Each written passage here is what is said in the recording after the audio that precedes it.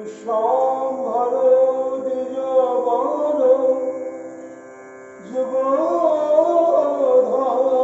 যুগধর্মপাল বন্দে জগৎ প্রিয়কার করুণাবতার আনন্দ লীলাময় বিগ্রহায় প্রেমাবদিব্য ছবি সুন্দরায় দশময়ী মহাপ্রেম রসপ্রদায় চৈতন্য চন্দ্রায় নমো নমস্তে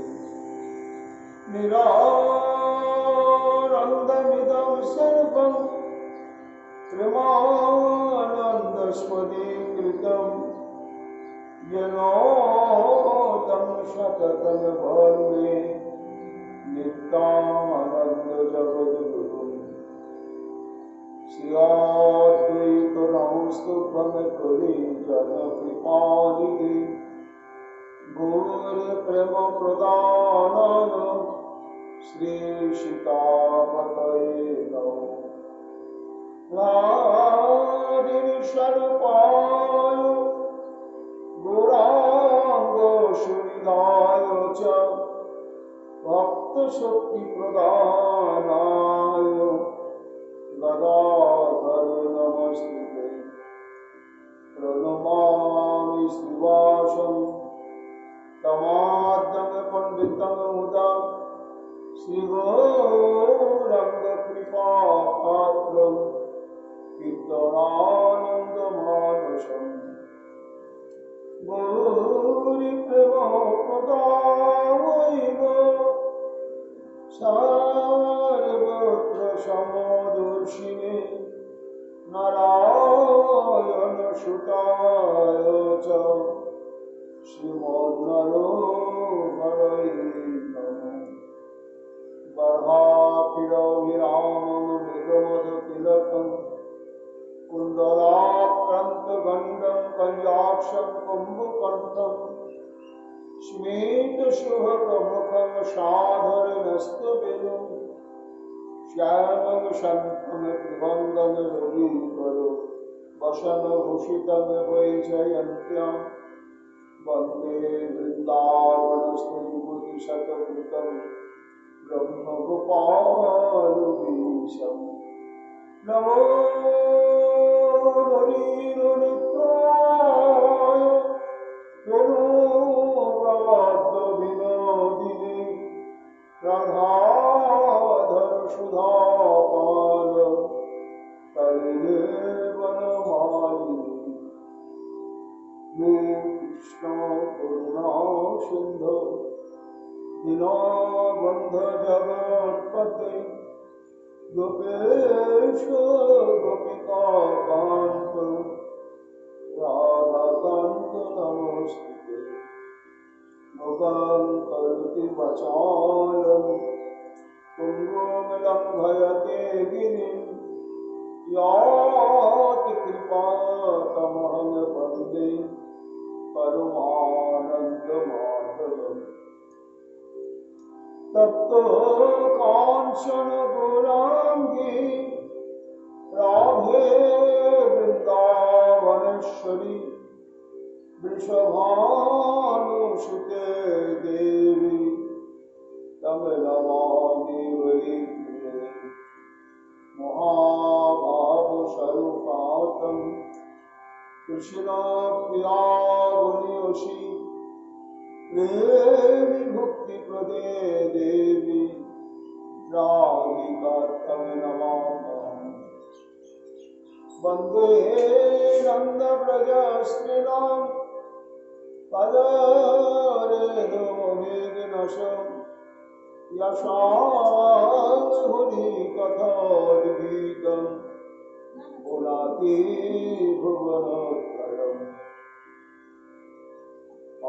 चतुर्वदन ब्रह्मा विबाहुरपरो हरि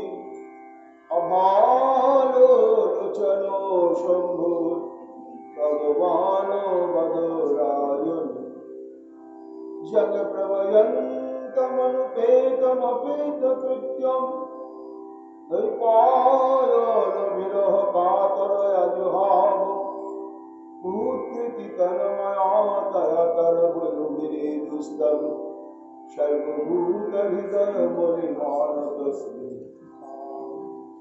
तमादिदेवं करुणानिधानम् तमारवर्णं स्मितावतारम् अपारो संसारसमुद्रसुतं भजामहे श्रीभागवत शरणम् वंशाकल्पतरुभ्यश्च कृपा सिन्धुभ्यैव च पतितानां पावनेभ्यो वैष्णवेभ्यो नमो नमः।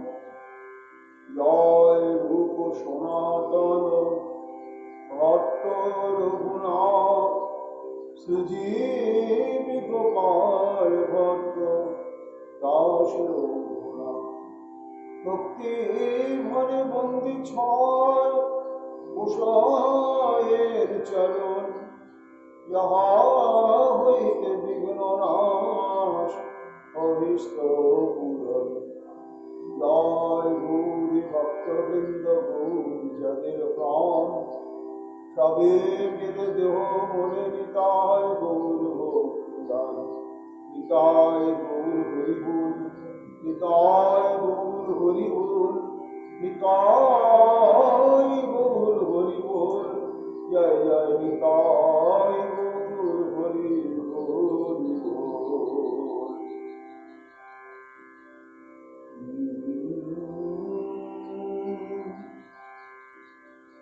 তুমি কি হারায়ে যাও তখন তুমি কি হারায়ে যাও প্রভু তুমি কি হারায়ে যাও তখন তুমি কি হারায়ে যাও কামনা সাগরে আমি ডুবেছি দেখে কামনা সাগরে ডুবেছি দেখে তুমি কি ব্যথা পাও তখন তুমি কি হারায়ে যাও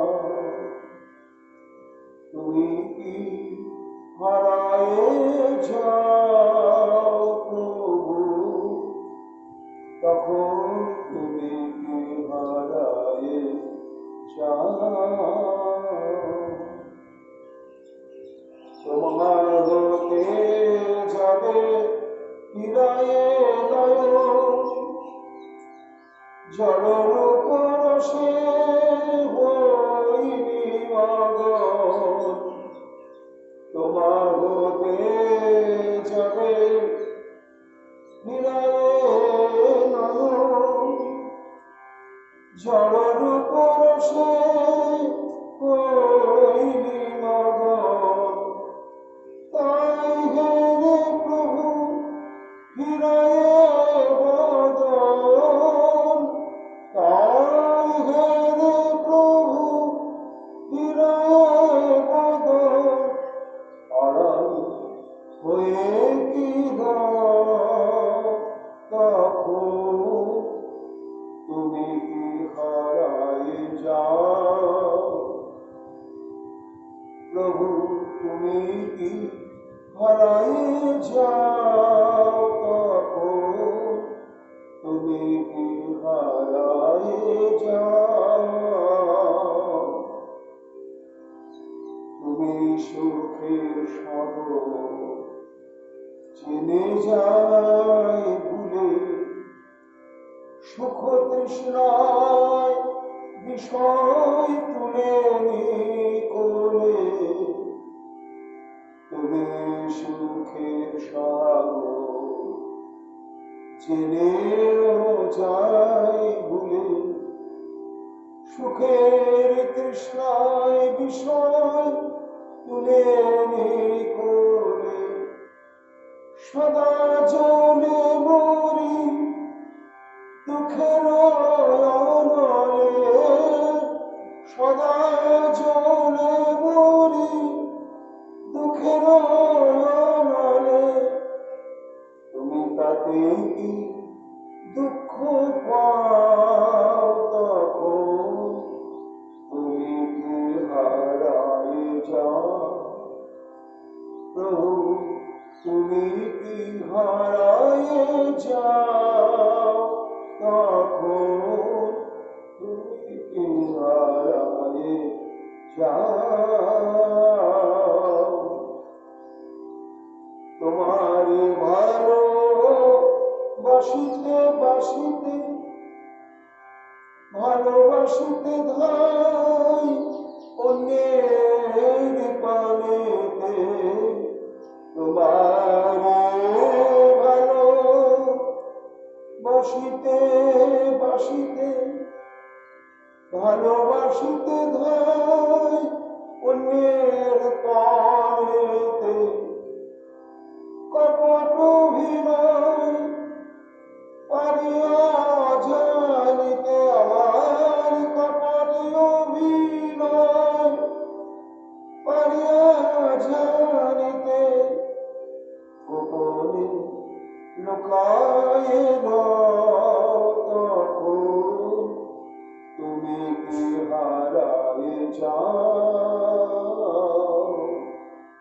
প্রভু, তুমি কি হারায়ে যাও তখন, তুমি কি হারায়ে যাও। ছাড়িয়া তোমার গুণানুকীর্তন, পুণ্য কথা রসে রত হই অনুক্ষণ, ছাড়িয়া তোমার গুণানুকীর্তন, পুণ্য কথা রসে রত হই অনুক্ষণ। সে কারণে প্রভু হয়ে ক্ষুণ্ণ মন, সে কারণে প্রভু হয়ে ক্ষুণ্ণ মন, নিজেকে সরায়ে নাও তখন, তুমি কি হারায়ে যাও প্রভু, তুমি কি হারায়ে যাও তখন, তুমি কি হারায়ে যাও। কহিছে দাস সর্বদামোদর, শূন্য করে প্রভু আমার অন্তর, কহিছে দাস সর্বদামোদর, শূন্য করে প্রভু আমার অন্তর।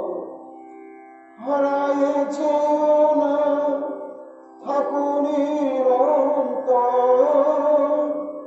হারায়ে যেও না থাকো নিরন্তর।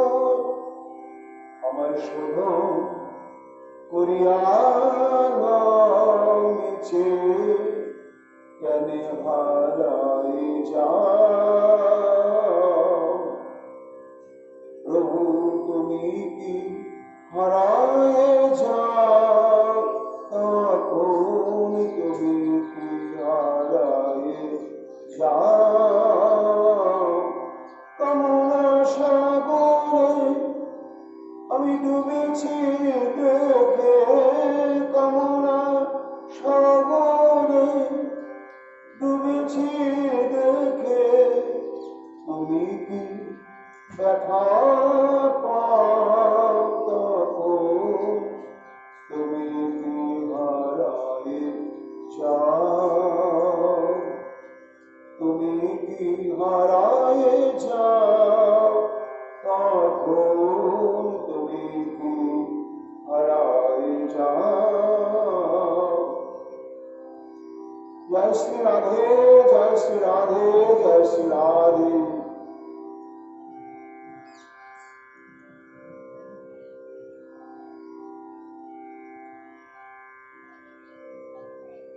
शुकवाच विलज्ञा दूषितानि कृष्णां कृष्ण कृष्ण विना विभु तुष्याविशुद्धिमन्नित्यं सर्वं तमुदभाषय। सर्ववेदांत सार पुराण चक्रवर्ती এতে চংশ কলাপুংসৎ কৃষ্ণস্তু ভগবান স্বয়ং। সে অনাদিরাদি শ্রী গোবিন্দের বাংময় বিগ্রহ।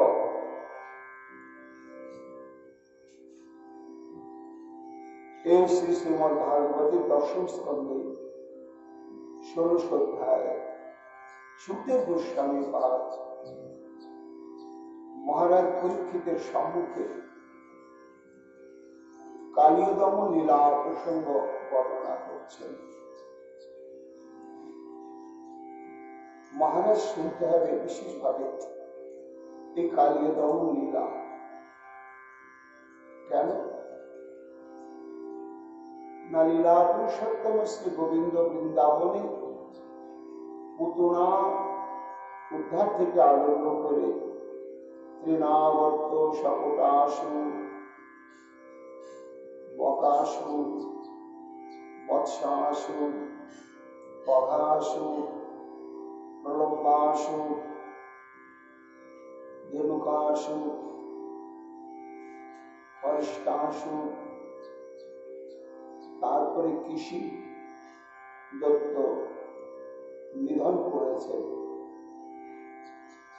তা নিধন করলেও এদের গতি কিন্তু পরাগতি লাভ হয়েছে। কেন? তার শাস্ত্রে জানা যায় যে পূর্ণ ব্রহ্ম সনাতন স্বয়ং ভগবানের হাতে যারা নিহত হন তারা মোক্ষ প্রাপ্ত হয়ে যায়। তাদের আর অসুরজনিত মৃত্যু হয় না এবং এই ত্রিতাপ জ্বালাময় সংসারে ফিরে আসতে হয় না। এই সমস্ত অনেককে নিধন করলেন শ্রীকৃষ্ণ। এরা প্রত্যেকে ছিল কংসের প্রেরিত দূত। এরা পরিকল্পিতভাবে শ্রীকৃষ্ণের প্রাণ নেওয়ার জন্যই ব্রজভূমিতে এসেছিল। কিন্তু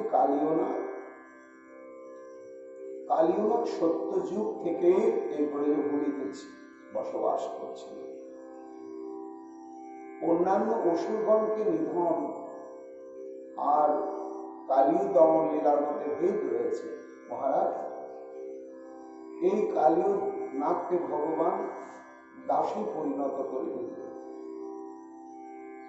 কিন্তু অন্যান্য অসুরদের তিনি এইভাবে চিহ্নিত দাসে পরিণত করে নেননি।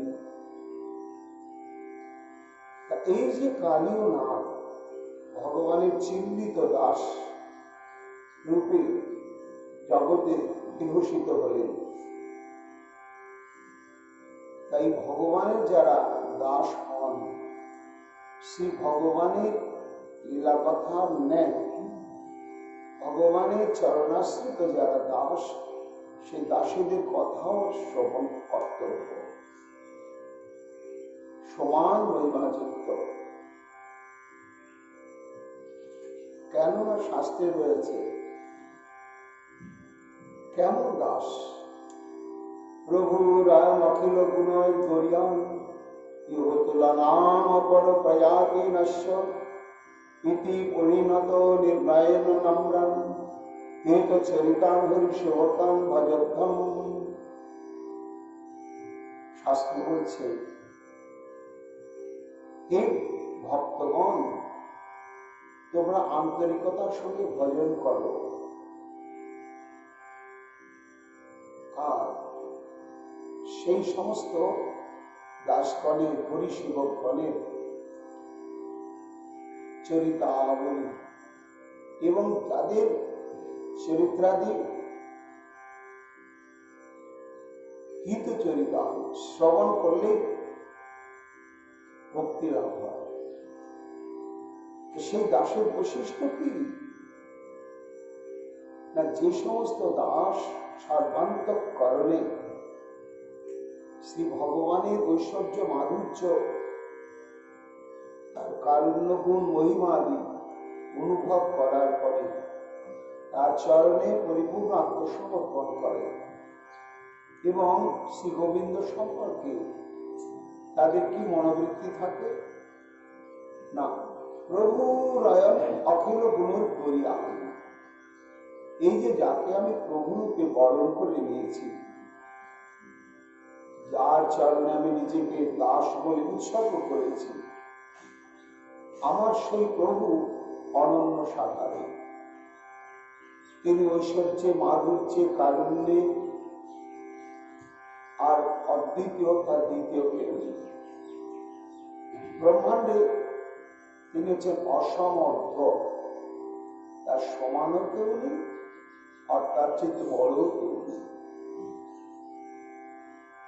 এইরকম অনুভব করে যিনি সর্বান্তঃকরণে তাঁর সেবায় উৎসর্গীকৃত হন, এইরকম দাসগণের চরিত্র কথা শ্রবণ করলে প্রেম ভক্তি বৃদ্ধি প্রাপ্ত হয়। তা কালীয়নাথ শ্রী ভগবানের চিহ্নিত দাস। ভগবানের দাস নানা রকম।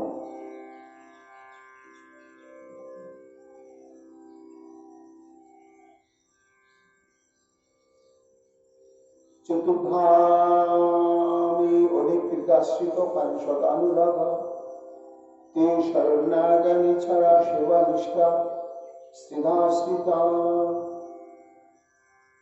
ভগবানের দাস হচ্ছে চার প্রকার। এক হচ্ছে অধিকৃত দাস, আশ্রিত দাস, পারিষদ দাস আর অনুগ দাস। এই চার প্রকার দাসের মধ্যে আশ্রিত এক প্রকার দাস। এই আশ্রিত দাস আবার তিন প্রকার। সেটি হচ্ছে শরণ্য, জ্ঞানীচর এবং সেবানিষ্ঠ। শরণ্য দাস কাকে বলে? শরণ্য আশ্রিত দাস কেচিদ ভীতাশরমভীত সংশ্রয়ন্তে ভবন্তম বিজ্ঞাতার্থস্তনু ভবত প্রশ্ন কেচিদ মংস। যারা সংসারের এই পরিণাম পরিণতি দর্শন করে ভীত সন্ত্রস্ত, দারুণ সংসার চরিত দেখিয়া মনেতে লাগেছে ভয়, কাল সাপের মুখে বসতি করিয়া না জানি কখন কি বাসে হয়। এটি সম্যক উপলব্ধি করে তখন তারা অনুসন্ধিত হন যে এই সংসার অজগরের প্রভাব থেকে মুক্ত হওয়ার উপায় কে রক্ষা কর্তা রয়েছেন এই ব্রহ্মাণ্ডে। সৎসঙ্গ প্রভাবে যখন তারা জানতে পারে যে একমাত্র অনাদিরাদি গোবিন্দই হচ্ছেন রক্ষাকর্তা,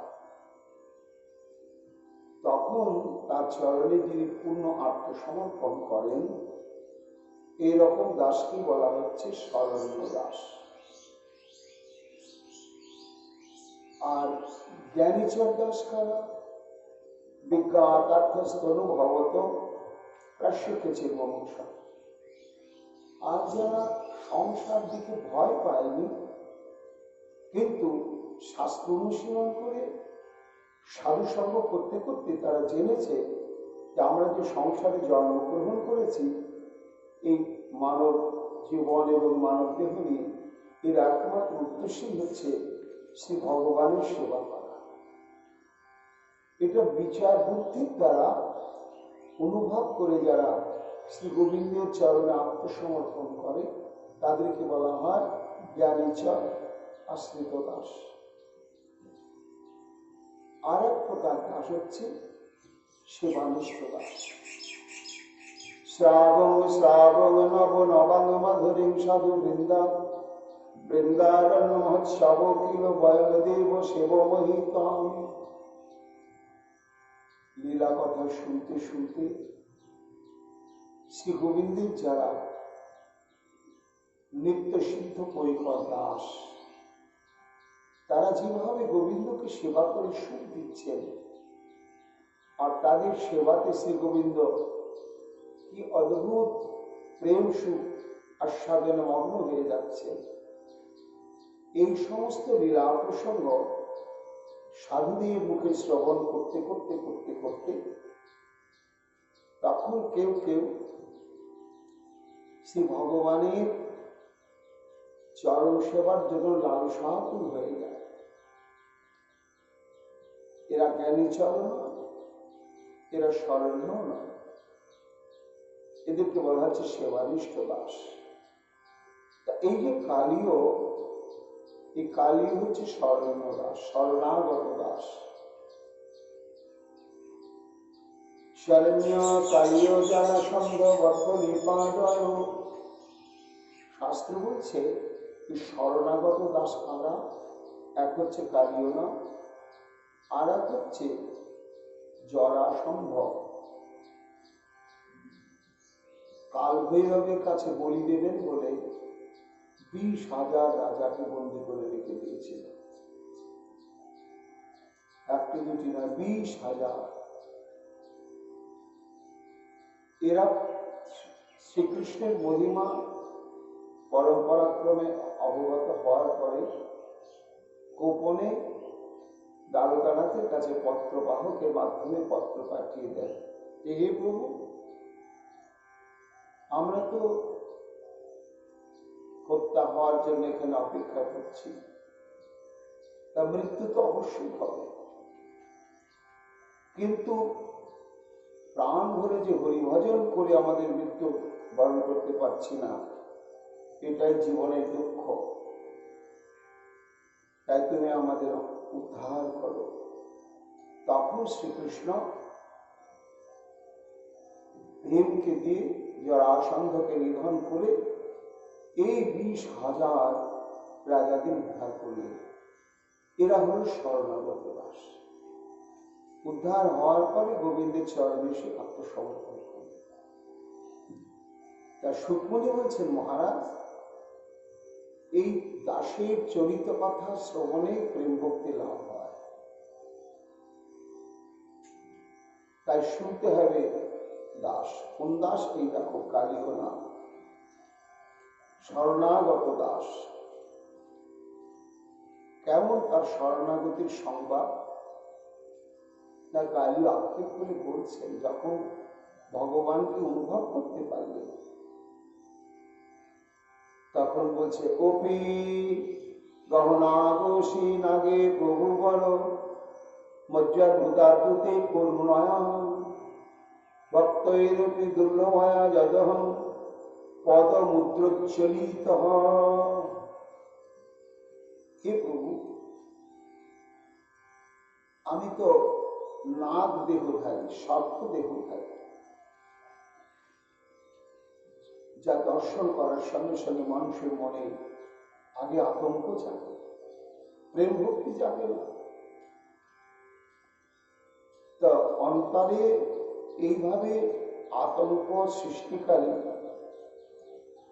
আমি হলাম কালীয় না।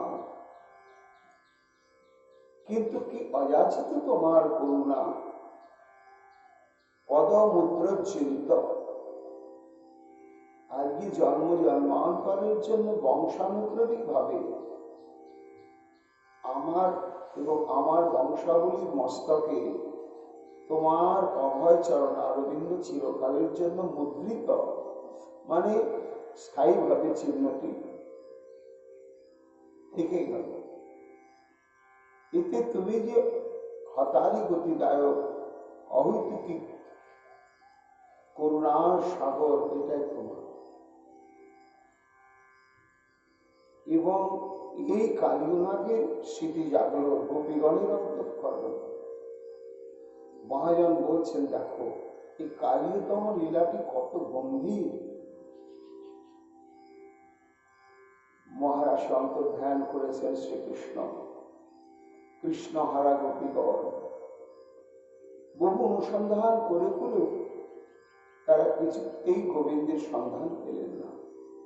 তখন তারা সিদ্ধান্ত নিলেন যে ওর যদি মনে ইচ্ছা থাকে, ও আমাদের দেখা দেবে না, ধরা দেবে না, তাহলে আমরা যতই অনুসন্ধান করি, এই চতুর্দশ ভুবন অনুসন্ধান করলে ওকে পাওয়া যাবে না,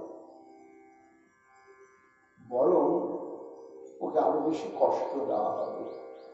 কেন না, আমরা ওকে ডাকছি আর অনুসন্ধান করে করে বেড়াচ্ছি, আর ও দেখছে এই দিক থেকে তো আমাকে খুঁজতে খুঁজতে আসছে, আত্মগোপন করবার জন্য পিছু হচ্ছে, দৃষ্টিটা তো আমাদের দিকে।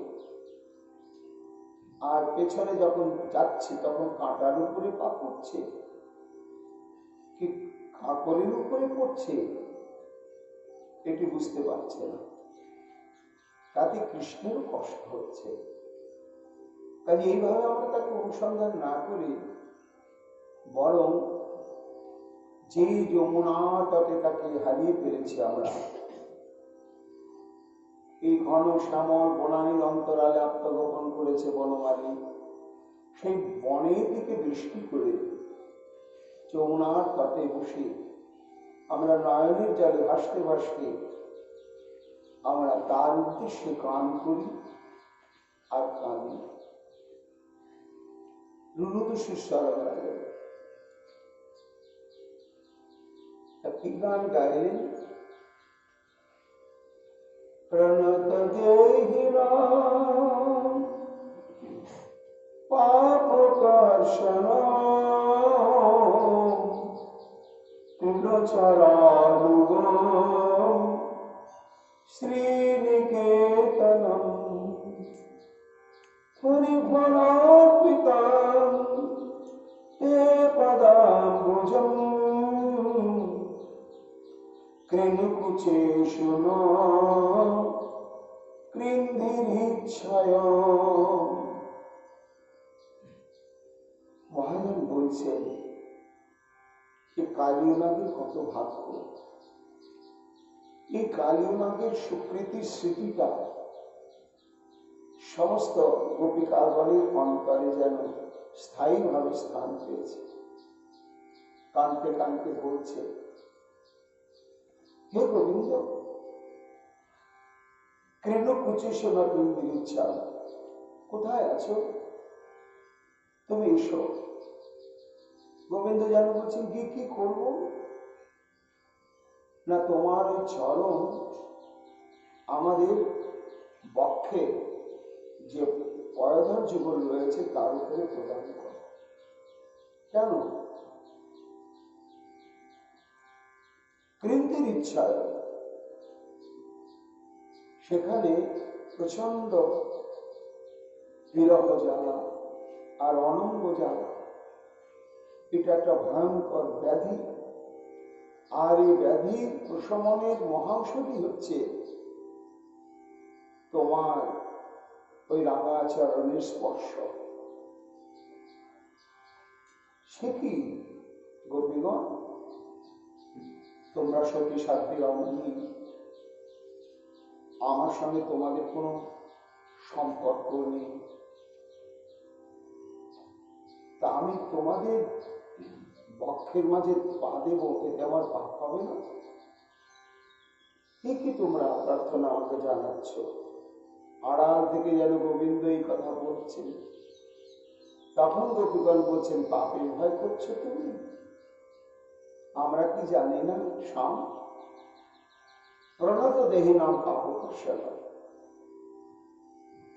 তোমার এই চরণের বৈশিষ্ট্য কি না, ওই চরণে হে গোবিন্দ তোমার গোলাম, এই বলে যদি কেউ পূর্ণ আত্মসমর্পণ করে তাহলে এক জন্মের নয়, অনন্ত কোটি জন্মের সমস্ত পাপ সব আকর্ষণ করে তুমি ধ্বংস করে দাও। এই তো তোমার চরণের বৈশিষ্ট্য। আর সেই চরণকে আমাদের বক্ষে দিতে তুমি পাপের ভয় করছো। গোবিন্দ একটু কৌতুক করছেন। আচ্ছা, তা না হয় হলো, কিন্তু তোমাদের বক্ষ প্রদেশ মসৃণ তো নয়। সেই যে দুটো অঙ্গ রয়েছে তার উপরে পা দিতে আমার পায়ে ব্যথা লাগে। ও ব্যথার ভয় করছে। শোনো, তুমি তো ইচ্ছাতে প্রতিদিন প্রচুর ব্যথা ভোগ করছো। কখন? তৃণচরানুগম, এই যে ধবলী সাবলী নবলক্ষ ধেনু, এই নবলক্ষ ধেনুর পেছনে যে তুমি ছুটছ, চোখের আড়াল হতে দাও সব সময় দৃষ্টি। এই ধবলীকে দেখা যাচ্ছে না? ধবলী ধবলী ছুটছ, ডাকছ, আর ছুটতে গিয়ে কত কাপড়, কত তৃণাঙ্কু, কত কাঁটা অনুক্ষণ তোমার চরণে ক্ষত বিক্ষত করছে। বৃন্দাবনের বন তো সুন্দর নয়, সেখানে কণ্ঠকাকীর্ণ, কঙ্করাবৃত, আবার তৃণাঙ্কুরে পরিপূর্ণ। তাহলে তোমার চরণ কঠিন জায়গায় পরিভ্রমণ করে অভ্যস্ত আছে।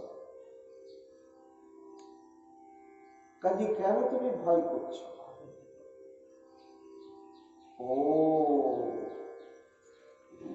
ঠিক আছে, কিন্তু তবু আমার পক্ষে সম্ভব নয়। কেন না? তোমাদের হৃদয়টা সুসজ্জিত, কত চিত্র বিচিত্র লতা অঙ্কিত, সেখানে কুমকুম কেশর, আবার তার উপরে কত মূল্যবান অলঙ্কার করানো। এমন সুন্দর সাজানো একটা মনোরম মাধুর্যময় স্থান, আর আমি নগ্ন পদে খালি গায়ে বৃন্দাবনে যত্রতত্র ভ্রমণ করি। এই কাদামাটি মাখা পাতা তোমাদের অপূর্ব সুন্দর সুসজ্জিত ওই স্থানে আমি কি করে দেব? তোমরা যে বলছ। তখন গোপীগণ বলছেন, বাহ, ভালোই তুমি যুক্তি জাল বিচার করতে পারা। শোনো, তুমি যতই বলো তোমার নগ্ন পদে তুমি কর্দমাদিতে পরিভ্রমণ করো, কিন্তু তোমার চরণের তত্ত্ব আমরা জানি। কি? শ্রীনিকেতনম, অর্থাৎ তোমার চরণের সৌন্দর্য মাধুর্যে, সৌকুমার্যে নিরন্তর প্রলুব্ধ হয়ে বৈকুণ্ঠেশ্বরী শ্রী লক্ষ্মী দেবী তপস্যা করে চলেছে। এবং শ্রীনিকেতনম চরণের সৌন্দর্য রাশি রূপে তোমার চরণকে আশ্রয় করে অনন্ত কোটি ব্রহ্মাণ্ডের সুভাষ পদে পরিণত করে দিয়েছে তোমার চরণ। তা সেই চরণ তুমি এই সামান্য একটু কৃত্রিম সাজে সাজানো আমাদের বক্ষে দিতে সংকোচ বোধ করছো। গোবিন্দ বললেন, ও কিন্তু তাও আমি দেব না ভাই। কেন? তোমরা তো বিবাহিতা, তাতে কি হলো? তা আমি তো পরপুরুষ, আমি তোমাদের বক্ষ মাঝে যদি চরণ দিতে যাই, আর তোমাদের ঘরের মানুষগুলো যদি জানতে পারে, কি অবস্থা হবে বলো তো? এই জন্য আমি দেব। তখন গোপীগণ কাঁদতে কাঁদতে বলবে, শ্যাম, এই গৃহপতিগণের সন্দেহ, উৎপীড়ন, বাক্যবান প্রহারের আতঙ্কে তুমি ভীত সন্ত্রস্ত হচ্ছ। তোমার চরণ যে এইসব সহ্য করে সমস্ত কিছু দূর করে দেয়, এটা আমরা ভালো জানি। কিভাবে জানো? কোনে ফনার পিতামতে পদাম্বুজম। মায়ের বলছেন, এই দেখো কালীয় দমনের লীলাটি গোপীগণের হৃদয়ে হেসে উঠল। কালীর মুখে রয়েছে ভয়ঙ্কর বিষ, তাতে রয়েছে বিষ দমন। ওরা যখন দংশন করে তখন সেই বিষ দাঁতগুলো শরীরে বিদ্ধ হয়ে যায়। এমন যে কালীয় নাগ, সেই কালীয় নাগের মস্তকে তুমি নিশ্চিন্ত চরণ দিলে, তাহলে এত কিছু প্রতিকূলতা, আঘাত, বিষ সমস্ত সহ্য করতে তোমার চরণ অভ্যস্ত।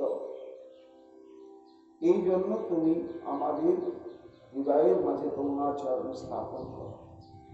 মহাজন বলছেন, এই কালীয় নাগের কত সুকৃতি, কত সৌভাগ্য যে বৃন্দাবনে এত কিছু অসুরাদি নিধন হয়েছে, কিন্তু এইভাবে তাদের স্মৃতিচারণ করেনি গোপিকাবৃন্দ। এই জন্যই কালীয় নাগের মহিমা অতুলনীয়। শুনতে হবে প্রাণ ভরে। সুকমণি শুনছিলেন, দুটি তিনটি কথায় কালীয় দমন লীলা শেষ করে দিয়েছেন। সুখদেব গোস্বামী পাদ অতৃপ্ত না। তা কেন তিনি সংক্ষেপে বললেন না, বলতে পারলেন না? সুকমণি বিস্তৃত ভাবে প্রথমে বলতে পারলেননি, স্বতঃস্ফূর্ত ভাবে। না পারার কারণ কি ছিল? না, কারণ ছিল এই কালীয়তম লীলাটি চরম বিপ্রলম্ভ রসের লীলা। এইখানে সমগ্র ব্রজগোপীগণের, ব্রজবাসীগণের চরমতম বিরহের প্রকাশ। পূর্বরাগবতী সমস্ত ব্রজলালনা বৃন্দ, তাদের সঙ্গে কৃষ্ণের মিলন হয়নি, কিন্তু ভালোবাসার সৃষ্টি হয়েছে। তারা যখন এসে দেখলেন যে কালীয় পরিবেশিত হ্রদের মাঝখানে শ্রীকৃষ্ণ, তখন তাদের যে আরতি, এবং শ্রীমতী রাধারানীও সেখানে। সুখদেব গোস্বামী পাদ কালীয় দমন লীলা বর্ণন করতে গিয়ে সেই করুণাময় দৃশ্যগুলো, বিরহের দৃশ্যগুলো তার স্মৃতিপটে জাগ্রত হওয়াতে তিনি স্তব্ধীভূত হয়ে গেলেন, আর বলতে পারলেন না। সংক্ষেপে লীলাটাকে সমাধা করে দিলেন। কিন্তু মহারাজ পরীক্ষিত তাতে শ্রবণের লালসা, এবং অনুমান করছেন যে কালীয় দমন লীলা বিস্তৃত ভাবে শ্রবণের প্রয়োজন রয়েছে। এর মধ্যে অনেক আস্বাদ্য এবং অনেক ভজন বিষয় উপদেশ এবং সিদ্ধান্ত রয়েছে, কিন্তু গুরুদেব তো ভাবে অভিভূত হয়ে আর বলতে পারছেন না। তখন তার দৃষ্টি আকর্ষণ করবার জন্য এইবার পরীক্ষিত মহারাজ কথা বললেন। কথম অন্তর্জলে অগাধে নৈগুণ্যাৎ ভগবানহিম সবৈব যুগাবাসং যথাশিব বিপ্রকথ্যতাম। গুরুদেব, গুরুদেব, আমার শ্রবণ পিপাসা নিবৃত্তি হয়নি, এভাবে আপনি সংক্ষেপ কেন বললেন যে কালীয় নাগকে বৃন্দাবন থেকে বিতাড়িত করে দিয়ে কালীয় হ্রদের জলকে শুদ্ধ করে দিলেন শ্রীকৃষ্ণ। কিন্তু কালীয় নাগ কত বছর আগে কেন এই বৃন্দাবনে সে আশ্রয় লাভ করেছিল, এটা আমার বিশেষভাবে জানা দরকার। এবং শ্রীকৃষ্ণ কালীনাথকে কিভাবে দমন করেছে ও এক কথা নিশ্চয় হয়নি। যখন জিজ্ঞাসা করলেন তখনও ধ্যান ও নিমগ্ন অবস্থায় সুখদেব গোস্বামী পাদ প্রশ্নটি শ্রবণ করেও তিনি প্রকৃতিস্থ হতে পারছেন না। বলার জন্য যে মনের ভারসাম্য সেটি তখনও ফিরে আসেনি। মহারাজ পরীক্ষিত চিন্তায় পড়ে গেলেন, আমি সূত্রটা ধরিয়ে দিলাম, তবু তো গুরুদেব বলছেন না।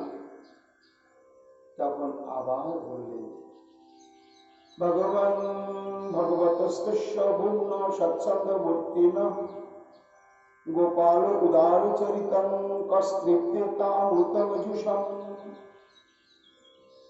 পরীক্ষিত বলছেন, গুরুদেব গুরুদেব কার কথা আপনি বলছেন? না, যার তত্ত্ব বলতে গিয়ে আপনি আগেই ঘোষণা করে দিয়েছেন, এতে চাংশ কলা পুংস কৃষ্ণস্তু ভগবান স্বয়ং ইন্দ্রাণী ব্যাকুলম লোকে মৃড়য়ন্তি যুগে যুগে।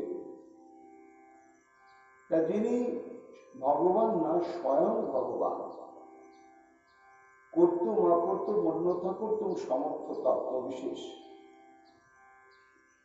তা সেই যে যিনি অনন্ত স্বরূপ, স্বরাট, স্বতন্ত্র এবং স্বাধীন, স্বেচ্ছাবর্তী, এমন যে ভগবান, তিনি এই লীলাতে, সে বৃন্দাবনে যখন তিনি গোপবালক রূপে তার এই গোপালন লীলাকে কেন্দ্র করে কি অদ্ভুত অদ্ভুত অদ্ভুত লীলা প্রকাশ করেছেন, যার বিন্দু মাত্র যদি কেউ শ্রবণ করে তাহলে অস্ত্রিপে তামৃতম যুষম, এই সর্বেন্দ্রীয় শীতল করা কৃষ্ণের এই গোপালন লীলা কথা অমৃতবর, তা পান করে কেউ তৃপ্ত হয় না, পেট ভরে না। কেন ভরে না? এই জগতে নিয়ম আছে তো একটা, খাদ্য আর ক্ষুধার মধ্যে যেমন একে অপরের হয় বিনাশের কারণ, তাই না?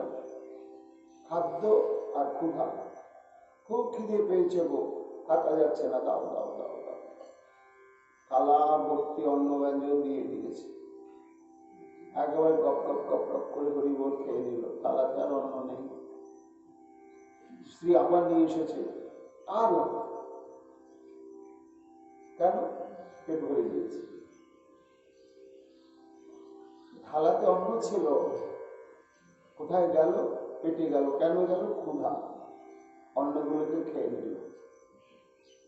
অন্ন বললো, বেটা তুই আমাকে খেয়ে ফেললি, তোকে আমি খেয়ে ফেলবো। এবার অন্ন পেটের মধ্যে গিয়ে ক্ষুধাকে খেয়ে নিল, আর ক্ষুধা নেই। স্ত্রী বলছে, আর অন্ন নাও, না পেট ভরে গিয়ে ক্ষুধা আর নেই। তাহলে ক্ষুধা যেমন অন্নকে খেয়ে ফেলে, আর অন্ন আবার ক্ষুধাকে খেয়ে ফেলে,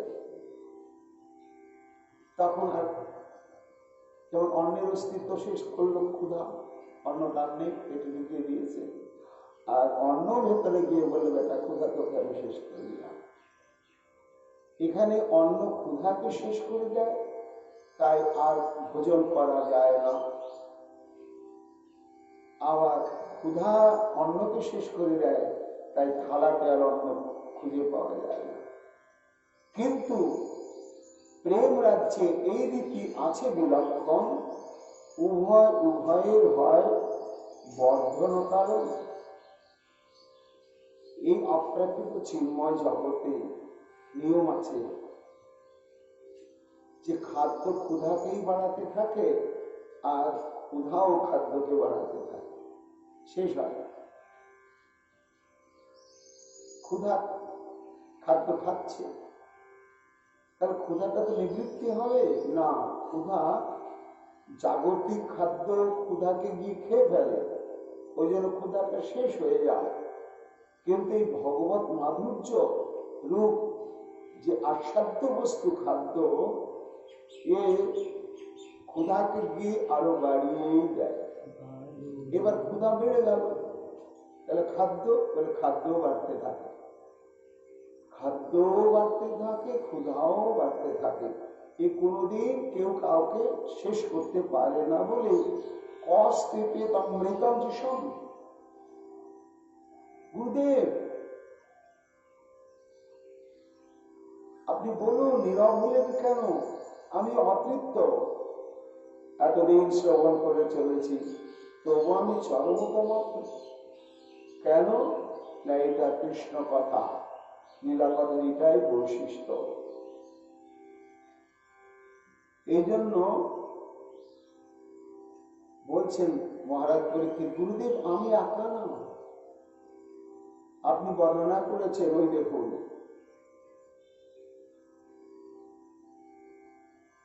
শাস্ত্র কি বলছে, ন কাময়ে না তো তদপঙ্কচম ন যত্র যুষ্ম চরণাম্বুজাসহ মহত্তমান্তর্হৃদয় মুখচ্যুত বিধৎসে কর্ণাযুত বিষমে বড়। মহারাজ পৃথু যজ্ঞানুষ্ঠান আয়োজন করেছেন এবং যথাবিহিত ভাবে সে যজ্ঞ অনুষ্ঠিত হওয়ার জন্য ভগবান যজ্ঞেশ্বর আবির্ভূত হয়েছে। ওই নানা প্রকার বর দেওয়ার জন্য মহারাজ পৃথুকে বলছি, হে পৃথু, আমি খুব সন্তুষ্ট হয়েছি তোমার ভক্তি শ্রদ্ধাতে, তা তুমি বর প্রার্থনা করো। তখন পৃথু কি বললেন, হে প্রভু, বর আমি চাই না, তবে যদি আমি বর চাইলে তোমার সুখ হয়, তাহলে আমি একটা বর চাই। কি না, এই দেহটা তো নাশ হবে, আবার জন্ম হবে, তাই যেখানে জন্ম হোক তুমি জন্মটা দিও যেখানে কৃষ্ণ ভক্তগণ অবস্থান করেন সেখানে। একবার দ্বিতীয় বার কি না, মহত্তম অন্তর হৃদয়ান মুখচ্যুত বিধৎসে কর্ণাযুত বিষয়, আর সেখানে তো তুমি আমাকে জন্ম দেবে, আর তার সঙ্গে প্রভু তোমার চরণে প্রার্থনা, আমাকে আর দুটো কান করে দিও না, 10,000 কান। তুমি আমার দুটো কানের পরিবর্তে 10,000 কান দিও, আর যেখানে তোমার ভক্তগণ বাস করে সেখানে আমাকে জন্ম দিও। তাহলে কি হবে না, নিরন্তর তাদের তো একটাই কাজ, অচ্চিত্তামদ্গত প্রাণায় বোধন্ত পরস্পরম কথন্তস্য বাঙ্গিত্তম তুষ্যন্তি চ রমন্তি চ। আর কোনো কাজ নেই, নিরন্তর তারা তোমার কথায় একদল শ্রবণ করে, একদল কীর্তন করে। সেখানে এই অমৃত কেবল দুটো কান, এই দুটো কান দিয়ে আস্বাদন করে সুখ হয় না, 10,000 কান। পরীক্ষিত বলছেন, গুরুদেব দেখুন আমি কোন ছাড়। স্বয়ং মহারাজ পৃথু তৃপ্ত হতে পারেননি তিনি ভগবানের কথা শ্রবণ করে, তাই তার কাছে 10,000 কর্ম প্রার্থনা করছে। এতে কি হয় না, এই হরি কথার বৈশিষ্ট্য একটি হচ্ছে যে যতই বিষয়াসক্ত চিত্তবৃত্তি সম্পন্ন মানুষ হোক না কেন, হরি কথা গোবিন্দের লীলা কথা শ্রবণ করতে করতে করতে করতে করতে করতে এক সময় সে অনুভব করবে যে আমি কৃষ্ণের দাস আর আমার কৃষ্ণ আমার প্রভু। এই নিরন্তর হরি কথা শ্রবণ করতে করতে করতে করতে তো জানবেই জানবে, আর তখনই তার কর্মবন্ধন খণ্ডন হয়ে যাবে। শুধু তাই নয়, বিশ্বনাথ চক্রবর্তী পাল তিনি রাধা মাধবের কাছে প্রার্থনা করছেন,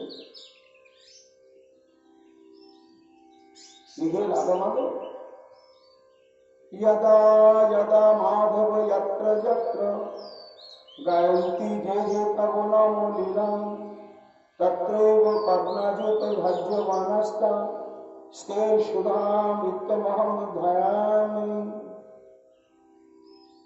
हे राधा माधव, যত্র যত্র যে যে তব নাম লীলা গায়ন্তি, যেখানে যেখানে তোমার ভক্ত, কথা ব্যবসায়ী নয়, যারা ভাগবতী কথা বলে জীবিকা নির্বাহ করে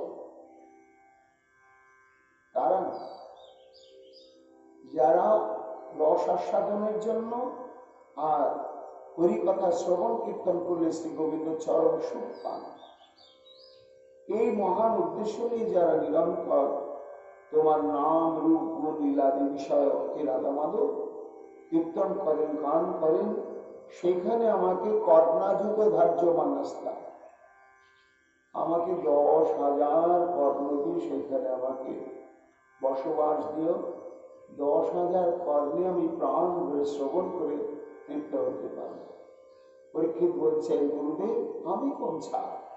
দেখুন, তাহলে বিশ্বের এই হরি কথা শ্রবণ করে, গোবিন্দের লীলা কথা শ্রবণ করে কেউ কোনোদিন তৃপ্ত হতে পারেনি, এবং এই হরিকথা শ্রবণেই হচ্ছে জীবনের সার্থকতা। যত্র ভগবতা রাজন সাধব বিশদাশয়া ভগবত গুণান কথন শ্রবণ ব্যগ্র চেতস। দেবশ্রী নারদ মহারাজ প্রাচীন বর্হি তিনি বিশাল পশু বলি দিয়ে শত শত যজ্ঞানুষ্ঠানের আয়োজন করেছিলেন, এবং তিনি তার বিচার বুদ্ধিতে অনুভব করেছিলেন যে এর দ্বারাই মানব জীবনের সার্থকতা। সেই সময় দেবশ্রী নারদ এসে বললে যে প্রাচীন বলি তুমি কি করছো? এই সব পশুগুলোকে হত্যা করবার জন্য যজ্ঞে আহুতি দিয়ে তুমি ভাবছো পরকাল করবে? ওই দেখো, আঙুল তুলে আকাশের দিকে দেখালেন, তখন দিব্য দৃষ্টিতে দেখতে পাচ্ছে প্রাচীন বলি যে ওই যেসব পশুগুলোকে হত্যা করবে তা হত্যা করার পরে তারা অপেক্ষা করছে, কেননা প্রাচীন বলিকে হত্যা করার জন্য। এই দৃশ্য দেখার পরে আতঙ্কিত হয়ে প্রাচীন বলি বললেন, তাহলে দেবশ্রী নারদ মানব জীবনের সার্থকতা কিভাবে হয় আপনি কৃপা করে বলুন।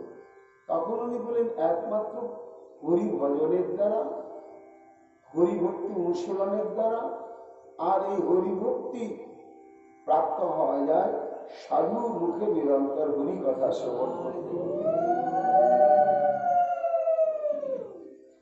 এবং যেখানে সাধুরা বসবাস করেন সেখানে যেতে হবে।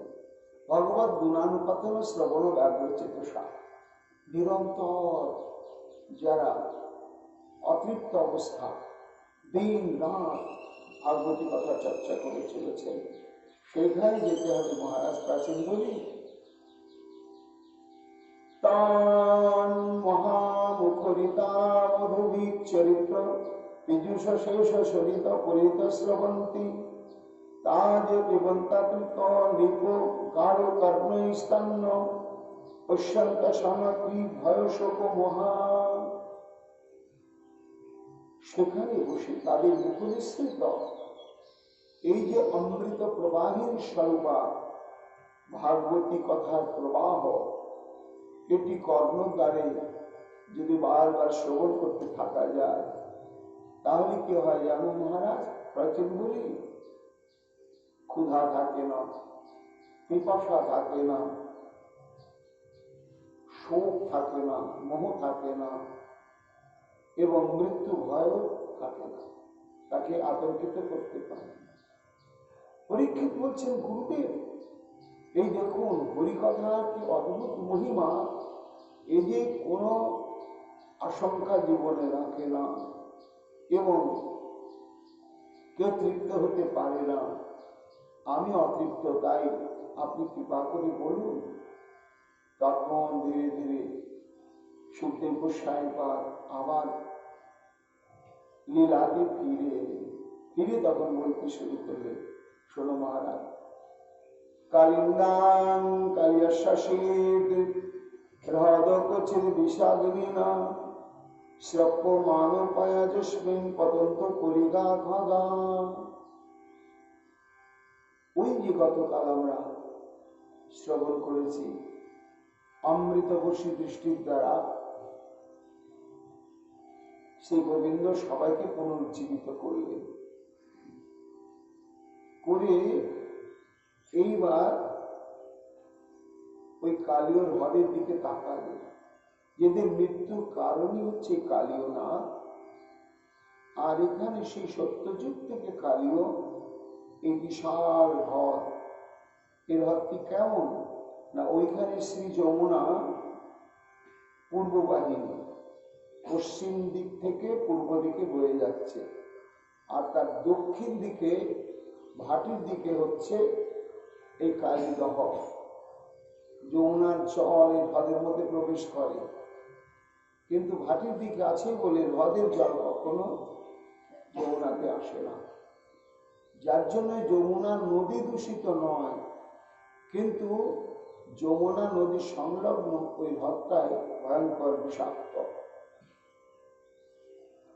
এবং শ্রপ্য মানব, যেমন উনানের মধ্যে একটা পাত্রে জল দিয়ে জাল দিতে থাকলে টকবক করে ফুটতে থাকে, তা সেই হ্রদের জল সবসময় অমনি করে টকবক করে ফুটত। কেন ফুটত না, শুধু কালীয় নাগ নয়, শত লক্ষ কোটি কোটি এই সত্যযুগ থেকে কালীয় নাগের বংশ বিস্তার হয়েই চলেছে।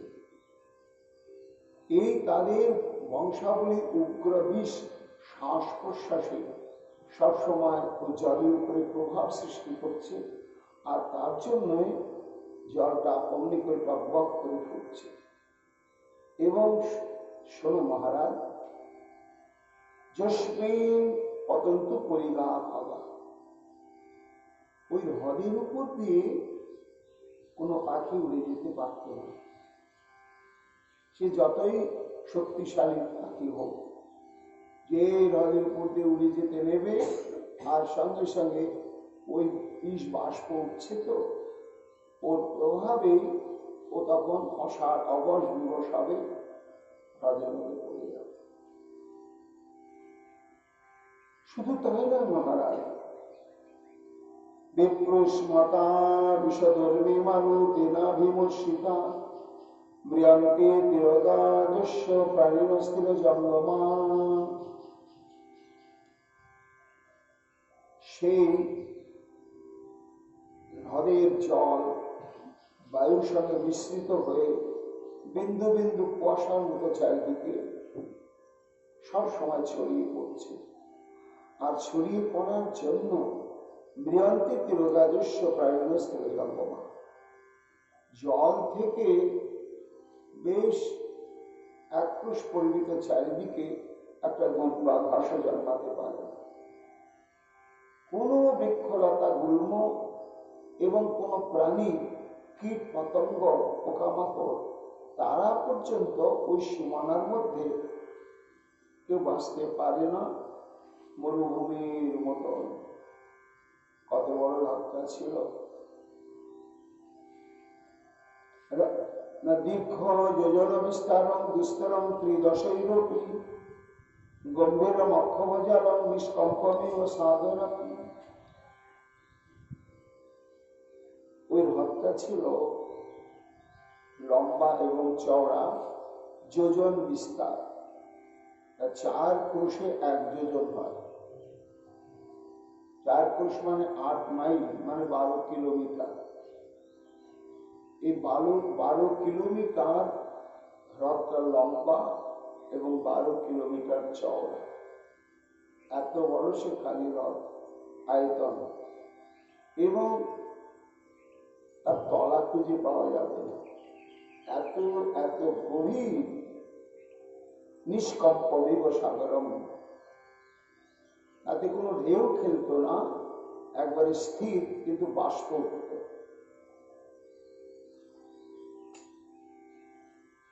এবং দুস্তরম ত্রিদশৈরূপী।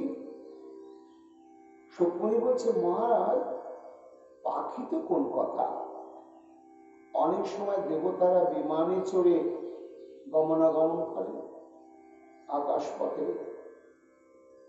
তা বিমানে বা রথে যখন আকাশ পথে তারা চলে, তখন এই কালীদহের উপর দিয়ে যেতে পারে না, ঘুরে যেতে হয় কোনো পাশ দিয়ে।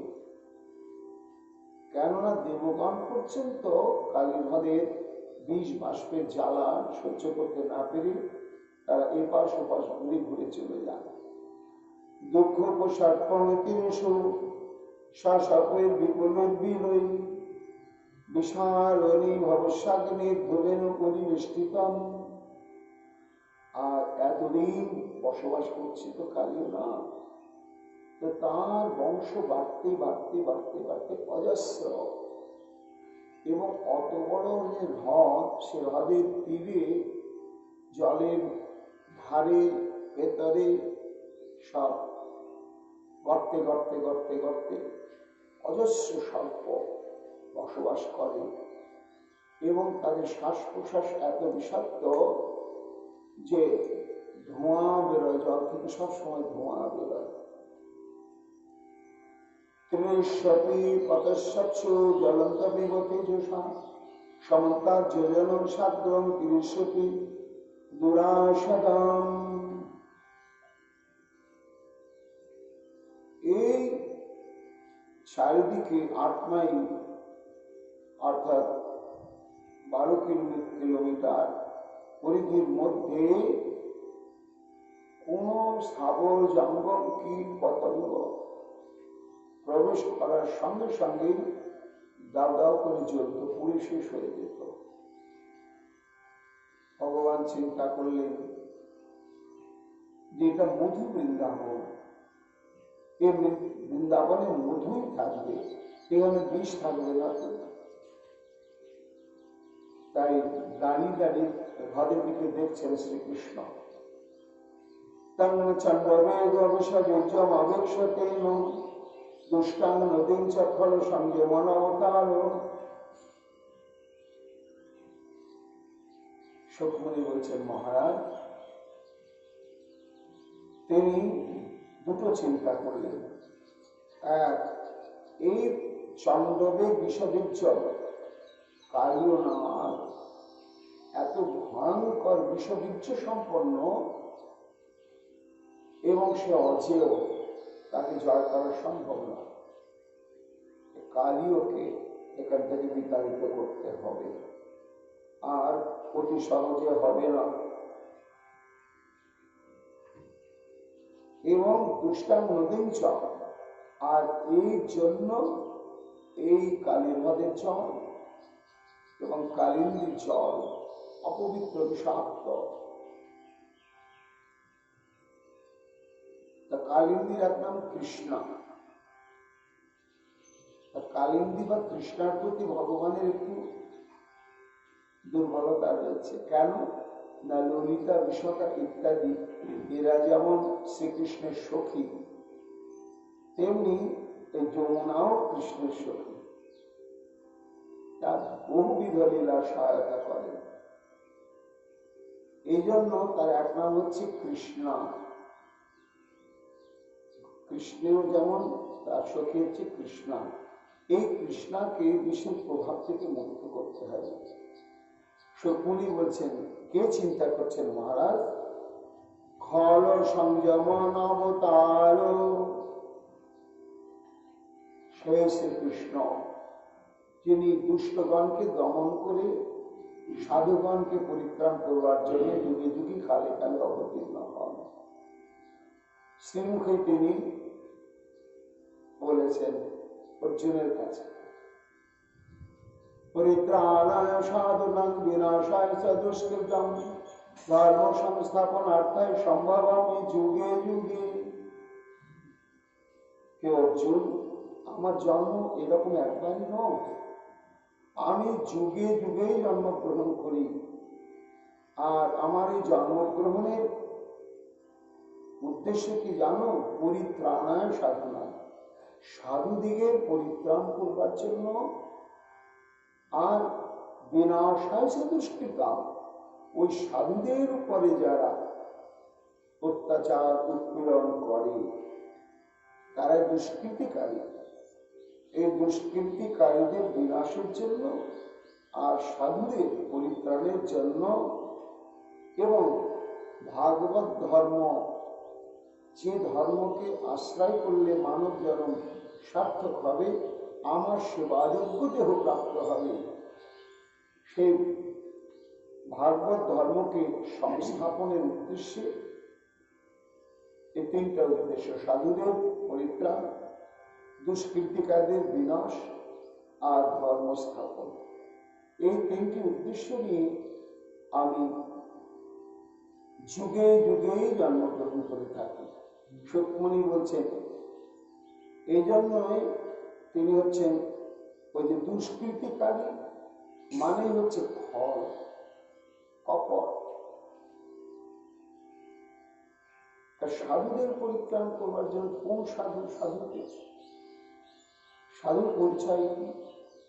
কোন সাধুর জন্য তিনি অবতীর্ণ হবেন বা হন? গীতায় শ্রীকৃষ্ণ বলেই দিয়েছেন। অর্জুন যখন জানতে চাইলে, সখা তুমি পরিত্রাণায় সাধু নাম বলছ, সাধু কারা গো? যাদের পরিত্রাণের জন্য তুমি জন্মগ্রহণ করো যুগে যুগে কালে কালে, সে সাধুদের পরিচয় কি? তখন শ্রীকৃষ্ণ বলছেন, অপিচে সুদরাচার ভজতে মম নন্য ভাব, সাধু রেবস মন্তব্য সম্যক ব্যবসিত হি স। অপিচেত সুদরাচার, অর্জুন যারা দুরাচারী, আমার দুরকম ভক্ত আছে, এক হচ্ছে সদাচারী আর এক হচ্ছে দুরাচারী। তা দুরাচারী কারা? আমার কাছে আত্মসমর্পণ করেছে, কিন্তু করার পরেও কোটি কোটি জন্মের যে দুষ্কর্ম করার যে স্বভাব প্রবৃত্তি, সেটার প্রভাব থেকে মুক্ত হতে পারছে না পারার জন্য কখনো কখনো সেটা করে বসছে। তো তাদের দুষ্কৃত কর্ম দেখে তুমি যেন তাদেরকে অসাধু ভাবিও না, তাদেরকে সাধুই ভাববে। কেন? ভজতে মম অনন্য ভাগ, তারা নিজের স্বভাবকে সংযম করতে না পারলেও আমাকে তারা অনন্য ভাবে ভজন করে চলেছে। কেমন অনন্য ভাবে ভজন? না যেমন চাতক আর মেঘ, যেমন সতী আর পতি, যেমন ভ্রমর আর কুসুম, যেমন জল আর মিন। মিনকে, মৎস্যকে জল থেকে সরিয়ে নিলে বাঁচবে না, সেই ভক্ত এমন স্তরে পৌঁছে গিয়েছে, তাহলে তার দুষ্কর্ম করার প্রবৃত্তি নষ্ট হয়নি কেন? না, নষ্ট হয়ে গিয়েছে। দেখো না, এই জগতের নিয়ম আছে কি? না, আমরাও দেখেছি, টিকটিকি লেজে হাত দিলে খুলে পড়ে যায়, খুলে অনেকক্ষণ লাফায়। তো লেজটার মধ্যে তো প্রাণ নেই, লাফাচ্ছে কেন? বেশ কিছুক্ষণ লাফায়, তারপরে নিস্তেজ হয়ে যায়। তাহলে কি প্রাণ আছে? না, প্রাণ নেই। কিন্তু ওই যে প্রাণযুক্ত দেহের সঙ্গে লেগে থেকে লাফিয়েছে, তো ওই সংস্কারটা ও কিছুক্ষণ ক্রিয়া করে। ক্রিয়া করার জন্য শরীর থেকে খুলে গেলেও ও কিছুক্ষণ লাফায়। তেমনি যে কোনো জীবকে, একটা পাখিকে যদি হত্যা করা হয়, দেখা যাবে অনেকক্ষণ সে হত্যা করেছে, প্রাণ নাই, করছে কেন? না, ওই সংস্কারটা নিস্তেজ হতে একটু সময় লাগে। তেমনি অর্জুন যারা সর্বান্তঃকরণে বুঝতে পেরেছে যে আমি একমাত্র পরম আশ্রয়, এইভাবে যারা সর্বান্তঃকরণে আমার ভজন করছে, কিন্তু পূর্ব সংস্কারবশত কখনো কখনো তারা একটু দুষ্কর্ম করে বসছে, এদেরকে তুমি কখনো অসাধু ভাববে না। কেন? এদেরকে তুমি সাধুই ভাববে। কেন ভাববো? সম্যক ব্যবস্থিত বিষয়, তাদের চিত্তবৃত্তি আমাতে সম্যক রূপে নিবিষ্ট হয়ে গেছে। আমার প্রতি তাদের বিশ্বাস, আমার প্রতি তাদের শ্রদ্ধা কেউ আর ঘটিয়ে দিতে পারবে না। এইভাবে অচল নিষ্ঠা যখন স্থাপিত হয়, তখনই তাকে বলা হয় সম্যক ব্যবস্থিত বুদ্ধি। তাহলে সাধু কারা? না, যারা গোবিন্দকে পরিপূর্ণভাবে আত্মসমর্পিত চিত্ত এবং যাদের জীবনের সমস্ত কর্মের উদ্দেশ্যই হচ্ছে শ্রী গোবিন্দের প্রতি। তা এটা হচ্ছে সাধারণ দুষ্কৃতি ব্যক্তি, সেই সাধু সঙ্গতভাবে যদি সৎস্বভাব প্রাপ্ত হয়ে অনন্য স্মরণ হয়ে হরি ভজন করে। আর এই ব্রজবাসীরা তো দুষ্কৃতিকারী নয়, এরা জন্ম থেকেই আমাদের নিষ্ঠা প্রাপ্ত হয়েছে। এই জন্য এরা সাধু নয়, এরা মহাসাধু। ব্রজবাসী তাদের বাহ্যিক জগতে কোনো সদাচার, ভজনের কোনো অভিব্যক্তি নেই, মালাও নেই, তিলকও নেই, অর্চনা নেই, বন্দনা নেই, কিছু নেই। অথচ সেই ব্রজবাসীরা কেমন অনন্য সাধারণ শ্রীকৃষ্ণ নিষ্ঠ, সেটা বলতে গিয়ে বিমূঢ় হয়ে গেলেন ব্রহ্মাজি। প্রভু, আমার মাথা ঘুরছে, আমি স্থির এটা সম্যক উপলব্ধি করতে পারছি না।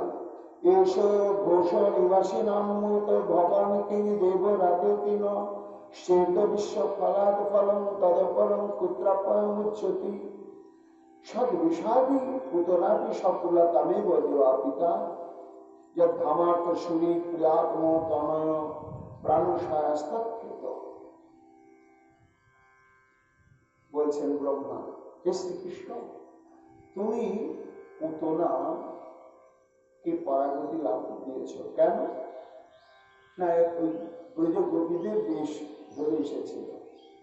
এই ব্রজগোপীদের বেশ ধরে আসার জন্যই তুমি তাকে কত বড় সৌভাগ্য প্রদান করলে, একেবারে ধাত্রীমা। যে তোমাকে হত্যা করতে এসেছিল তেমনি তার স্তনটাই বিষাক্ত, তাতে আবার বিষ মাখিয়ে এসেছিল। অথচ তুমি ওই সদ্বেশ ধারণ করার সুকৃতির সূত্র ধরে পরাগতি লাভ করে দিলে। এইবার এই যে ব্রজবাসী, এরা কি করেছে বলো? শরীরটা তোমাকে অর্পণ করেছে, নিজের পুত্র তারা তোমার সখা, ওদের কন্যা তোমার সখী, ওদের যত কিছু গোপালন, কৃষিকর্ম, যত কিছু কর্ম প্রচেষ্টা সব তোমার জন্য। ওদের বৃত্ত বৈভব, ওদের সম্পদ, ওদের ভাবনা, ওদের চিত্তবৃত্তি সব কৃষ্ণময়। তাহলে পুতনাকে যে তুমি স্বীকৃতি দান করেছ, সেই দৃষ্টান্তে তুমি ব্রজবাসীদের ঋণটা কি করে শোধ করবে? এই জন্য সুকমণি বলছেন, মহারাজ, এই যে পরিত্রাণায় সাধুনা, এখানে সাধু হচ্ছে ব্রজবাসী বৃন্দ, এরা হচ্ছে সর্বশ্রেষ্ঠ সাধু। এদের পরিত্রাণ কি? না, এরা ওই দূষিত কালীন হ্রদের জল ব্যবহার করতে পারে না।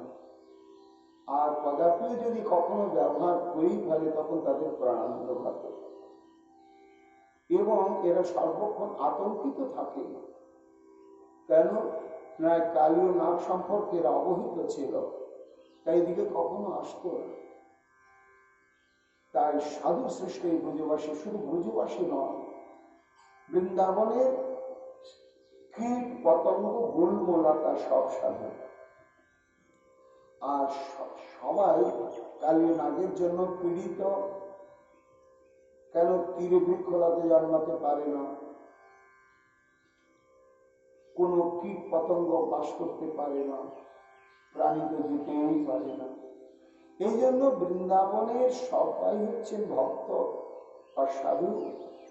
এই তাদের পরিত্রাণের জন্যই খল যমন অবতার, খল সংযমন অবতার শ্রী গোবিন্দ চিন্তা করলেন যে এই কার্যকে আমি এখান থেকে বিতাড়িত করব, আর আমি এই ব্রজবাসীদের আতঙ্কটা দূর করব। তাই কৃষ্ণ কদম্ব মধিরুচ্চ তত অতিতঙ্গম আস্ফুট কারণ রসন ন্যাপতদ বিশদে। বিশাল একটা কদম গাছ ছিল মহারাজ, একেবারে জল সংলগ্ন, বিশাল, এবং তার বিস্তৃত শাখা সব হ্রদের ভিতরে এমনি করে চলে গিয়েছে। শ্রীকৃষ্ণ বললেন, ওই শ্রীরাম সুদাম তোরা সব জুড়ে যা। তুই কি করবি? আমি গাছটা উঠবো। কেন? দেখ, আমি আগে ছিলাম, তাই দৈবক্রমে তোরা বেঁচে গেলি, কিন্তু দৈবক্রমে যদি আমি কোনোদিন না আসি, আবার যদি এই ঘটনা ঘটে, তখন কি হবে? ওই জন্য কদম গাছটাতে না অমৃত আছে। আমি খুঁজে খুঁজে কোটরের মধ্যে আছে, আমি নিয়ে আসি, তোদেরকে পান করিয়ে দেব, আর অমৃত পান করলে তোরা যতই বিশেষ প্রভাবান্বিত হবি, কিন্তু কেউ প্রাণে মরবি না। তাই নাকি? সাবধানে কিন্তু যাবি। কদম্ব মধির উচ্চ তততি তঙ্গম, কেমন ভাবে উঠছেন না, গাঢ় রসন, মাল সাথে পরার কাপড় টাপড় একটু সেটে পড়ছে, পরে গাছে উঠছেন কেমন ভাব করে না, আস্ফুট, অর্থাৎ এমনি করে একেবারে আস্ফালন করতে করতে উঠছে। কি বলছেন গুরুদেব, এরকম করে উঠছেন কেন? বুঝতে পারছে না মহারাজ, যুদ্ধ হওয়া সম্ভব। কালীয় নাগ তো কমেই যাবে না, কাজে ওর সঙ্গে ভয়ঙ্কর যুদ্ধ তো করতে হবে। যুদ্ধ করতে গেলে নিজের উত্তপ্ত হতে হবে, আর ঢিলে ঢালা পোশাক থাকলে হবে না, একেবারে এটে সেটে পড়তে হবে। তাই যুদ্ধের প্রস্তুতি স্বরূপই একেবারে এটে সেটে বস্ত্র পরে একেবারে উত্তপ্ত নিজের শরীরটাকে চিত্তবৃত্তিকে উত্তপ্ত করার লক্ষণ প্রকাশ করে সেই কদম্ব বৃক্ষে আরোহণ করল। পরীক্ষিত বলছেন, গুরুদেব এই তো আবার একটি প্রশ্ন। আমার কি প্রশ্ন? এক্ষুনি কিছুক্ষণ আগেই বললেন যে জল থেকে চারিদিকে বহু দূরত্ব পর্যন্ত কোনো বৃক্ষ লতা গুল্ম জন্মাতেই পারেনি, একেবারে মরুভূমির মতো, আর কোনো পোকামাকড় বাস করে না। আবার এক্ষুনি বললেন সেই কদম গাছটা মরেনি, আবার বলছেন জল সংলগ্ন। এটা কি? এটা তো বোঝা মুশকিল। তখন শ্রীকৃষ্ণ বলছেন, হ্যাঁ মহারাজ, ছোটখাটো কদম গাছ না, বিশাল।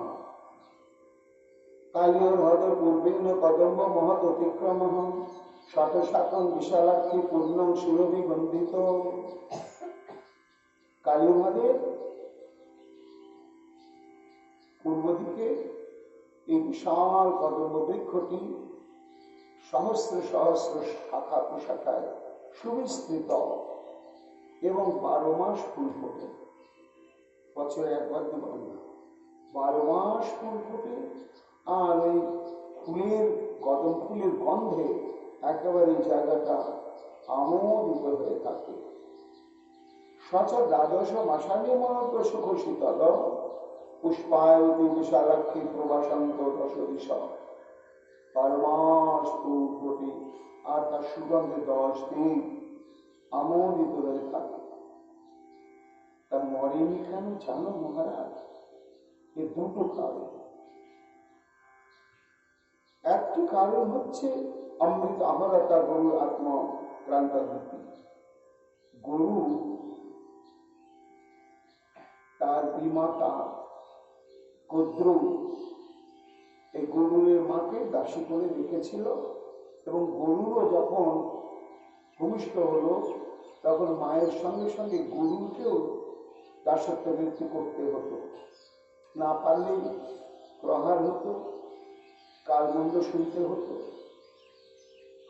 বড় বড় গরু চিন্তা করছে না, এটা মেনে নেওয়া যায় না। একই বাবা, একই পিতার আমরা সন্তান, অথচ এরকম কেন? তখন একদিন সভা ডেকে বলে, ভাই তাহলে কি করলে আমার মা তোমার মায়ের প্রতিশ্রুতি থেকে নিষ্কৃতি পাবে সেটা তোমরা বিচার করে বলো। সবাই বললে যে গরুরের পরাক্রম তো অপরিসীম। তখন বললে, গরু তুমি যদি ভাই স্বর্গ থেকে অমৃত এনে আমাদের পান করাতে পারো তাহলে তোমার মা মুক্ত হয়ে যাবে। তখন সঙ্গে সঙ্গে স্বর্গে গেলেন। প্রথমে দেবরাজেন্দ্র রাজি হননি। ভয়ঙ্কর যুদ্ধে দেবরাজেন্দ্রকে পরাভূত করে তখন সে অমৃত কুম্ভ নিয়ে এসেছিল মর্তলোকে। তা আনবার সময় এই বৃন্দাবনের কদম গাছে রেখেছিল। রাখার জন্যই ওই গাছটি অমৃত কুম্ভের স্পর্শে ওটা অমর হয়ে গেছে, যার জন্য কালীঘাটের বিষাক্ত বাড়ি বা বিষ বাষ্প আর কোনো ক্ষতি করতে পারে। বুঝলে মহারাজ, এ একটি কারণ। আর একটি কারণ হচ্ছে কদম্ব মিতি ভাবি কৃষ্ণ চরণ স্পর্শ ভাগ্যেন একস্ত তীরের কিন অমৃত। অর্থাৎ এই বৃক্ষটি নিত্য সিদ্ধ। এ জানত এই দাপর যুগে লীলা পুরুষোত্তম স্বয়ং ভগবান অবতীর্ণ হবেন এবং আমাকে আরোহণ করবেন। এই যে দুর্লভ গোবিন্দের চরণ আমি প্রাপ্ত হব, এটা একবারে নিশ্চিত অনুভব করে ওই চরণ পাবো, চরণ পাবো, চরণ পাবো, এই ভাবনাটা সেই বৃক্ষরূপী পরিকরের অন্তঃকরণে এত প্রবল হয়েছিল যে ওই কৃষ্ণ প্রাপ্তি বাসনার প্রভাবের উপরে বিষের প্রভাব কোনো কার্যই করতে পারে, যার জন্য সে একেবারে ওইভাবেই চিরসবুজ হয়ে রয়েছে। শুধু তাই নয় মহারাজ, এই বৃক্ষটি জগৎকে জানাই যে হে সংসার কালীভাগে বসবাসকারী মানুষ, তোমরাও যদি সংসার বিষের জ্বালা থেকে নিজেকে মুক্ত রাখতে চাও তাহলে সদ্গুরু পদাশ্রিত হয়ে কৃষ্ণ অনুশীলন করতে থাকো। আর অনুশীলন করতে করতে তুমি যখন সঠিক পথ পেয়েছ, সদ্গুরু কৃপা প্রাপ্ত হয়েছ, তখন তুমি নিশ্চিত রূপে গোবিন্দকে পাবে। এই বিশ্বাসটা তুমি যদি দিন রাত 24 ঘন্টা মনের মধ্যে জাগিয়ে রাখতে পারো তাহলে সংসার বিষের জ্বালা তোমার উপরে প্রভাব বিস্তার করতে পারে। সুখমণি বলছেন এই কারণের জন্যই ওই বৃক্ষটি চির সবুজ ওইখানে অবস্থান করছে। ভগবান শ্রীকৃষ্ণ তার উপরে আরোহণ করে এবার সজরে লাফিয়ে পড়লেন। একেবারে মাঝখানে গিয়ে, তো মাঝখানে গিয়ে যখন তিনি ওই বৃক্ষের শাখাগ্র থেকে ঝাঁপিয়ে পড়লেন, তখন কি হল? সর্পর হদ পুরুষার নিপাত বেগ শঙ্খ বিতরগ বিচ্ছুষিতাম্বুরাশি উজ্জৎপ্লুত বিষ পাশায়িত বিষগ্নি ধীমন শতধনু অনন্ত বলেশ্বর কিং কে লাফিয়ে পড়লেন না শ্রীকৃষ্ণ। তখন তার বয়স হতে হবে ৬-৭ বছর। ৬-৭ বছরের একটি বালক, সে যদি 12 কিলোমিটার লম্বা চড়া একটা জলাশয় তার মধ্যে লাফ দিয়ে পড়ে, তা কি হয়? ছোট্ট ডোবাতে লাফ দিয়ে পড়লে জল উতাল পাতাল হতে পারে, কিন্তু অত বড় জলাশয়। কিন্তু এখানে বলা হচ্ছে যে যখন গোবিন্দ লাফ দিলেন তখন জলটা আলোড়িত হয়ে চারিদিকে ছিটকে বিস্তৃত হয়ে গেল। কত দূর না শতধনু পরিমাণ। শতধনু মানে 400 হাত। তার জল তীর থেকে উপরে 400 হাত চারিদিকে জল বিস্তৃত হয়ে গেল। কেন না সাধারণ বিচারে তিনি লীলাতে এসেছেন, তখন তার বয়স 6-7 বছর।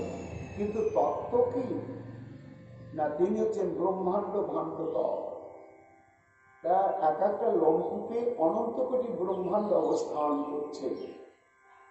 সেই উমা পুরুষ অনন্ত স্বরূপ ভগবান শ্রীকৃষ্ণ, তিনি ঝাঁপ দিয়েছেন। তা সেই ঝাঁপের গতিবেগ, সেই লম্ফ প্রদানের গতিবেগ ওই 12 কিলোমিটার কেন, সেই প্রলয় পয়ধি জল যদি হয়, অতলান্ত যার পরিসীমা মাপ করা যাবে না, তবু সেটা সংক্ষোভিত হয়ে উঠবেই উঠবে। তাই হবে না কেন? একেবারে চারিদিকে সে বিষাক্ত জলরাশি সমস্ত ছড়িয়ে পড়ল। ছড়িয়ে পড়ে ঘরটা একেবারে উথাল পাতাল হয়ে গেল। তারপরে শ্রীকৃষ্ণ তত নিশ্চিন্ত মনে সাঁতার ফেলতে লাগে। ডুব সাঁতার, চিত সাঁতার, কত রকম সাঁতার খেলছেন। আর জলটাও এমনি করে ঘুরছে। ঘুরতে ঘুরতে ঘুরতে ঘুরতে জলের ঘুরপাকটা তলায় নামছে। নামতে নামতে এই হ্রদের তলদেশে প্রবাল আদি বহু মূল্যবান সমস্ত মণির দ্বারা বাসস্থান নির্মাণ করে কালিয়নাথ তার পত্নী বৃন্দকে নিয়ে সেখানেই বসবাস করত। এবং তার কাছে আরো অনেক মূল্যবান মূল্যবান মণিমাণিক্য ছিল। এইবার জলটা ঘুরপাক খেতে খেতে খেতে খেতে যখন নিচে গিয়ে একেবারে কালিয়নাগের বাসস্থানে পৌঁছালো, তখন কালিয়নাগের মাথাটা এমনি করে নড়তে লাগলো। আর কালিয়নাগ চিন্তা করছে, কি এত সহস্র সহস্র বছর এখানে রয়েছি, এমন ভাবে জলকে আলোড়িত কেউ করতে পারেনি। আর জলকে এইভাবে ঘুরিয়ে আমার মাথাটাকে ঘুরিয়ে দিচ্ছে, এ তো সাধারণ নয়। ক্ষোভিত হয়ে গেল, ক্ষুব্ধ হয়ে গেল, আগান্বিত হয়ে গেল। গর্জন করতে করতে সে তার আশ্রম পীড়কটিকে সেটা অনুভব করবার জন্য ধীরে ধীরে উপরে উঠতে লাগলে, এই উপরে উঠে সে শ্রীকৃষ্ণকে দেখতে পেল। পাওয়ার পরে তার মানসিক অবস্থা কেমন হলো, এবং শ্রীকৃষ্ণই কালিয়নাথকে দর্শন করে কি লীলা প্রকাশ করলে মহাপ্রভুকে, তা আগামীকাল আমরা তা শ্রবণ কীর্তন করব। এখনকার মতো ভাগবতের কথা আমাদের এইখানেই বিশ্রাম লাভ করছে। জয় রাধে, জয় রাধে, জয় রাধে,